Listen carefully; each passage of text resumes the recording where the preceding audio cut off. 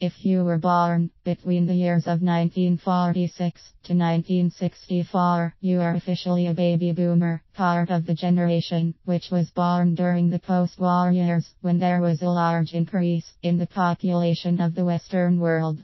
The reason for this increase of the population is due to the social pressure which was placed on people in the 20 years before 1946 not to start a family.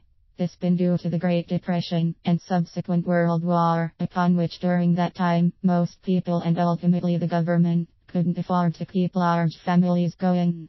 Yet in between 1946 to 64, the global economy took a turn for the better, with post-war repairs and growth, hence more childbirths. Fast forward to nowadays and the children born during that era, maybe yourself included, are either starting retirement or facing retirement within next 15 years or so. In other words, every year for the next 15 years, we'll see the number of retirees jump up by a certain %. Whilst this in itself is perfectly natural and right, you worked all your life, you deserve a decent retirement. The problem is that the economy is in a not so good shape. Nearly all the countries in the world are up to their eyeballs in debt, with some like Greece having already gone under. Can our economy, as well as most other economies in the world, upon who each have their own baby boomers, survive? I would like to say yes, but I can honestly see this happening. Since the Great Recession of 2008, the global economy as a whole has been creaking, struggling.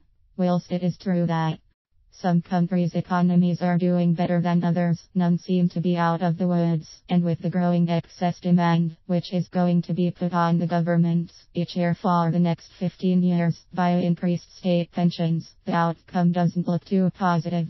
As you probably gathered from the title of this article, it is highly likely that an economic crash of some sort will occur. Many economists, in fact, say that one should already have occurred, but due to all the central banks printing money commonly known as bailout packages or quantitative easing, the crash hasn't been prevented, just delayed. Or better way to put it, forfeited for a bigger crash in the not too distant future. So as a pensioner or soon to be pensioner, what can you do to protect yourself if the worst were to happen? How bad can things actually get? Well, if there is an economic crash, the one thing which the governments of the world will probably do on a one-by-one basis is reduce state pension if your country has one, as well as go after what funds you have in any other pensions you'd have in the form of tax, and your savings won't be safe either. Therefore now is the time to prepare. I don't mean to sound like a doommonger, but if you want to survive the coming storm, now is the time to start building some sort of financial life raft. Whilst the governments can take your pensions, savings, what it seems they won't be able to get hold of are any income producing assets you owe, especially those which are online.